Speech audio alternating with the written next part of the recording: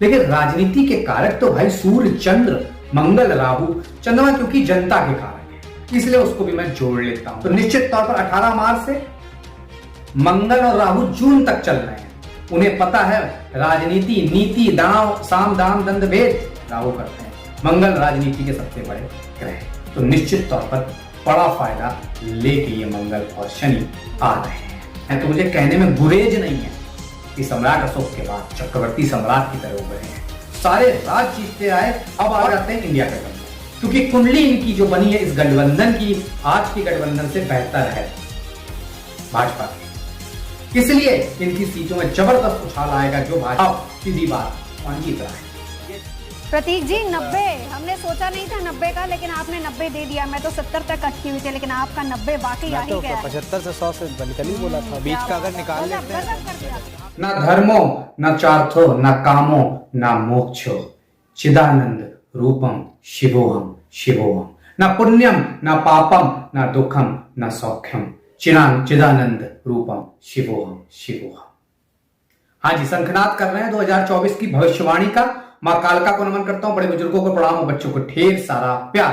और उम्मीद है जैसे कि हमेशा की तरह हमारी राजनीतिक भविष्यवाणियां अक्षरशः सही साबित हुई हैं, आज भी होंगी।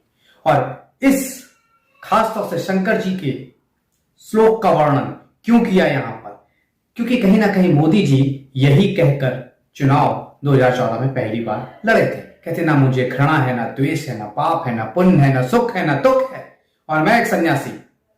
तो आखिर वो कितना चरितार्थ हुआ है, कितना सही हुआ है, बताएंगे। 3 पार्ट में ये वीडियो रहेगा। पहला पार्ट मोदी जी की कुंडली, दूसरा पार्ट भारतीय जनता पार्टी की कुंडली, तीसरा इंडिया अलायंस की कुंडली। चौथे पार्ट में कौन जीत रहा है मोदी जी के हिसाब से, फिर सीट भी बताएंगे हमेशा की तरह। क्यों? क्योंकि विपक्ष ने अभी तक कोई नेता नहीं घोषित किया है, लेकिन यहां पे प्रधानमंत्री पद के दावेदार वापस मोदी जी हैं। तो सीधे बात शुरू करते हैं मुद्दे से। सफर 2000 से शुरू हुआ मोदी जी का, जब शुक्र की दशा चल रही थी। शुक्र बहुत अच्छा नहीं होता वृश्चिक लग्न की कुंडली में, उनकी कुंडली भी यहां दिखाने की कोशिश करेंगे। लेकिन उसके बावजूद भी शुक्र की दशा में सिर्फ अपने पुरुषार्थ की वजह से नहीं आए, किसी औरों की गलतियों की वजह से भी आए। कभी कभी यह भी होता है ज्योतिष में, लेकिन वो एक मौका ऐसा मिला जिसके बाद मोदी जी रोके नहीं रुके, और उसके बाद सूर्य की दशा, चंद्र की दशा, मंगल की दशा मिलती चली गई, जो कि अभी चल रही है 2028 तक। और मोदी जी का अष्टमेघ घोड़ा बिना रुके बिना थके चल रहा है। तो 9 ग्रहों में कोई भी ग्रह, एक बात समझ लीजिए, अक्सर लोग मुझसे पूछते हैं राजनीति में सफलता, ठीक, सूर्य, मंगल, राहु प्राइम है, लेकिन 9 में से 9 ग्रहों में कोई भी दिला सकता है, अगर अच्छी राशि, भाव, नक्षत्र और दिग्बल मजबूत है उसका। 10वें भाव में राजनीति में सफलता देने का मादा रखता है अगर कोई भी प्लैनेट बहुत मजबूत हो जाए और कुछ और कॉम्बिनेशन हो जाए।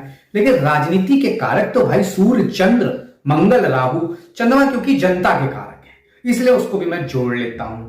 दूसरी चीज वृश्चिक लग्न में, क्योंकि हर कुंडली में सबसे इंपॉर्टेंट होता है कि आपकी कुंडली के जो ड्राइवर्स हैं, योग कारक ग्रह जिनको ज्योतिष में बोलते हैं, वो कैसे हैं। वृश्चिक में योग कारक कौन होते हैं? सूर्य, चंद्र, मंगल। देखिए तीनों वेल प्लेस, और तीनों की दशा आई। उसके बाद से मोदी जी राजनीतिक स्तर उनका देखिए, राष्ट्रीय नेता से आज अंतरराष्ट्रीय पटल पर 1, 2, 3 में उनका नाम आता है, क्योंकि ये तीनों दशाएं मिल गई। हर किसी की कुंडली में ये तीनों ग्रह, मतलब अगर मान लीजिए आपकी वृषभ लग्न की कुंडली है तो शुक्र, शनि और बुध वहां पे ड्राइवर हो गए, की मेकर हो गए, किंग हो गए। तो इनकी दशाएं भी आ जाए और ये मजबूत भी हो, तो मोदी जी के लिए हो रहा है। वृश्चिक लग्न में योग कारक ग्रह सूर्य, चंद्र, मंगल, देखिए एक साथ है, तीनों दशाएं मिल गई, कैरियर अपने पीक पर चला गया। और एक ज्योतिष का मैं नियम हमेशा आप सबको बताता हूं, जब भी लग्नेश, भाग्येश, मतलब फर्स्ट हाउस और 9th हाउस ग्रह एक साथ फर्स्ट हाउस में या 9th हाउस में कहीं भी बैठ जाए तो इसे सर्वश्रेष्ठ कॉम्बिनेशन कहते हैं। सरल शब्दों में, जीवन ना भाग्य का साथ छोड़ता है ना भाग्य जीवन का। इसीलिए मैं हमेशा अपने बहुत वक्तव्यों में कहता हूं, भाग्य सर्वत्र फलते, ना विद्या ना पौरुषम। तो भाग्य बहुत इंपॉर्टेंट हो जाता है। इनका भाग्य इस लग्न में जाके मंगल के साथ बैठ के प्रबल नीच भंग राजयोग बनाता है। तो मतलब जब तक ऐसा व्यक्ति जीवित रहता है, अमर योग नाम की एक योग बनता है, ऐसा व्यक्ति की प्रसिद्धि कभी भी कम खत्म नहीं होती है। तो भाई भाव, भाग्येश, ये सब बता दिया। इसके अलावा 3 भाव ऐसे होते हैं जो मोदी जी की जिसकी चर्चा करने जा रहे हैं, जो हर किसी की कुंडली में इंपॉर्टेंट है। मोदी जी की कुंडली में इसलिए क्योंकि राजनीतिक सफर उनका स्ट्रांग रहा है। नवम, दशम, एकादश। नवा से भाग्य, दशम से कर्म और एकादश से उसका फल। तो अब देखिए, नवम के स्वामी लग्न के साथ बैठ गए, जीवन भाग्य से जुड़ गया। दशम में शुक्र शनि, शनि ने शुक्र को न्यूट्रल किया और वैराग्य की भावना दी, देश को समर्पित होने की भावना दी। उसके बाद एकादश में जब, क्योंकि दशम में राशि उदय हुई सिंह, उसके मालिक सूर्य गए 11वें में बुध के साथ बड़े मजबूत स्थिति में, केतु भी है हालांकि वहां। तो खास तौर से क्या हुआ, महत्वाकांक्षा पूर्ण होने का सपना एकदम इन्होंने सजोल रखा था बचपन से ही, और वो पूर्ण करके ही आगे बढ़े।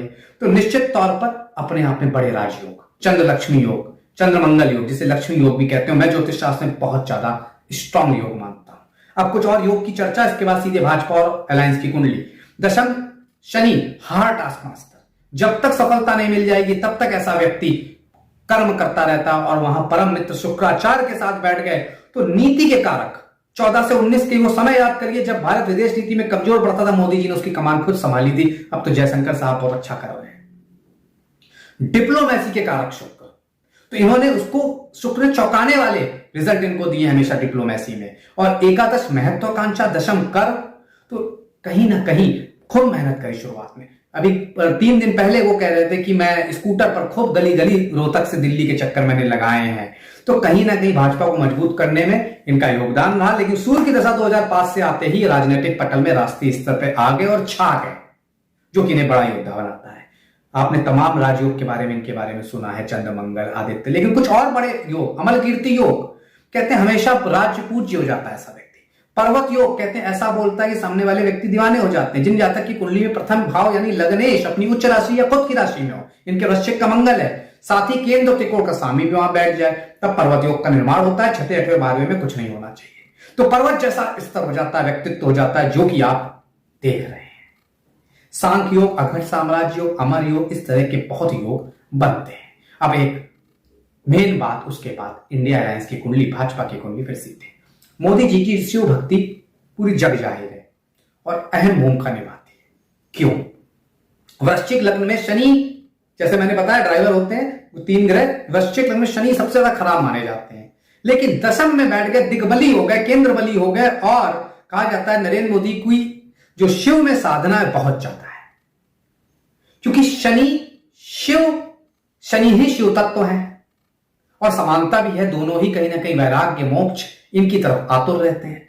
तो उस वजह से ये बहुत फोकस्ड हो गए अपने टारगेट्स पर। इसीलिए एक यहां दोहा भी दोहराना चाहूंगा, जिन खोजा तिन पाया गहरे पानी पैठ, मैं बपुरा बूढ़न डरा रहा किनारे बैठ।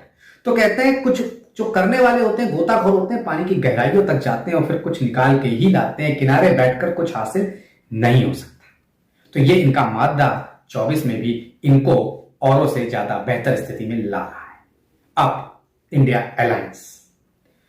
इंडिया अलायंस आज से 8 माह पूर्व 18 जुलाई 2023 को कर्नाटक में बेंगलोर शहर में सायं 4:20 के पर इंडिया अलायंस का गठन हुआ। अब उसकी कुंडली फिर हमने बना ली तुरंत। वृश्चिक लग्न की यह कुंडली है, लग्नेश मंगल दशम में है, जबरदस्त टक्कर देता हुआ, और अपना नाम इन्होंने इंडिया घोषित किया, जो कि थोड़ा कमजोर है हालांकि। लेकिन वृश्चिक लग्न उदय हो रहा है, नवम भाव में चंद्रमा, बुध और सूर्य की युति से राजयोग बन रहे हैं। वृश्चिक लग्न के लिए अशुभ ग्रह थोड़ा सा दिक्कत करेंगे, लेकिन ये तय दिखा रहा है कि इंडिया अलायंस में तमाम मतभेद होंगे। तो आपने देखा ममता का साथ छूटा, नीतीश का साथ छूटा, उसके बावजूद ये अलायंस बेहतर करता दिखता है। क्योंकि जब मैं कुंडली पे नजर देखता हूं, चौथा भाव जनता का है, वहां मूल त्रिकोण राशि में शनिदेव महाराज बैठे हैं, लग्नेश मंगल दशम में बैठा है, सिंह योग बना देता है, राजा तुल्य योग बना देता है। निश्चित तौर पर चीजें तो बेहतर हैं। सिर्फ सूर्य चंद्र की स्थिति और भाग्येश की स्थिति कमजोर है, और भाग्य सर्वत्र फलते ना विद्या ना कौशल, क्योंकि भाग्य के बगैर कुछ नहीं हो सकता। ये लिख लीजिए आप जीवन में।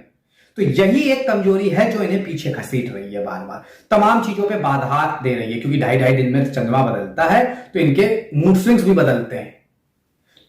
जनवरी 2024 से जून 2024 के बीच शनि में, शुक्र में, गुरु की प्रत्यंतर चलेगी।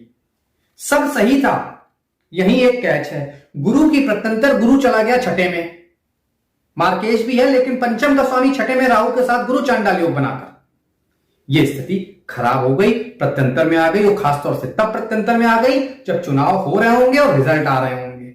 तो यह स्थिति कहीं से अच्छी नहीं है और कांग्रेस को भी यह सोचना पड़ेगा, एक ही लकड़ी से आप सबको नहीं हाँक सकते। तो कहीं ना कहीं साम दाम दंड भेद के ग्रह शुक्र, राहु यहां कमजोर स्थिति में होने की वजह से इनको इन तरह की चीजों का ज्ञान कम करा रहे हैं और यही कहीं ना कहीं इनको दिक्कत देगा। अब बात कर लेते हैं बीजेपी की कुंडली की। मिथुन लग्न की कुंडली उदय होती है 6 अप्रैल 1980 सुबह का 11:45 दिल्ली में जनपद के पास इस पार्टी की नींव पड़ी। चंद्रमा में बुध की दशा 17 फरवरी 2024 से शुरू हुई है, 18 जुलाई 2025 तक चलेगी।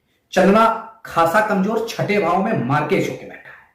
तो इस पार्टी में वही व्यक्ति इस पार्टी को चला पाएगा जिसका चंद्र जबरदस्त होगा और जिसमें हमने पुराने जो कुछ नेता थे उनकी चंद्रमा देखा कि कमजोर था। मोदी जी का चंद्रमा जबरदस्त मजबूत है, लग्नेश भाग्येश की कहानी सुना।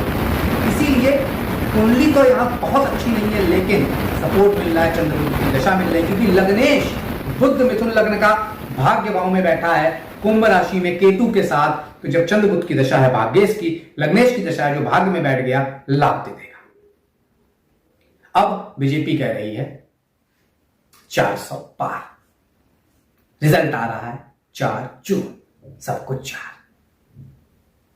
क्या बात है, राहु है सब तरफ और बीजेपी आपको याद हो 13 अगस्त से लेके हर चीज 13 को करती है। तो इस बार अगर 13 नहीं हुआ तो 400 पार, रिजल्ट 4 जून, बहुत कुछ छुपा है इसमें। राहु अप्रत्याशित रिजल्ट देने वाला प्लैनेट, जबरदस्त रिजल्ट दे सकता है। इसी पर चीज समझ लीजिए क्योंकि मोदी जी की कुंडली में एक चीज बहुत इंपॉर्टेंट हो जाती है, दशा। दशा मंगल में शनि 22 अप्रैल के आसपास शुरू होगी जो कि कहीं से फेवरेबल दशा नहीं होती इन दोनों की एक साथ। उसके बावजूद भी क्योंकि लोग सिर्फ विमोक्षत्री दशा ही देखते हैं, लेकिन अगर आप प्रत्यायनी दशा देखेंगे तो वहां पर अगर स्थिति में देखूं तो निश्चित तौर पर मंगल की दशा 18 मार्च से शुरू हो रही है, मतलब कल से, और 28 मई तक रहेगी। मंगल इनको सब कुछ दे रहा है। उसी को बात अगर आगे बढ़ाएं तो मुद्दा योगिनी दशा को अगर संगाले तो संकटा की दशा चलेगी, बहुत अच्छी नहीं होती है 19 मार्च से 8 जून तक, लेकिन राहु का आधिपत्य रहेगा। इसीलिए कह रहा था अब की बार 400 पार। इसके पीछे बहुत बड़ी वजह है और मोदी जी इन सब चीजों को बहुत खूबी से लेके चलते हैं।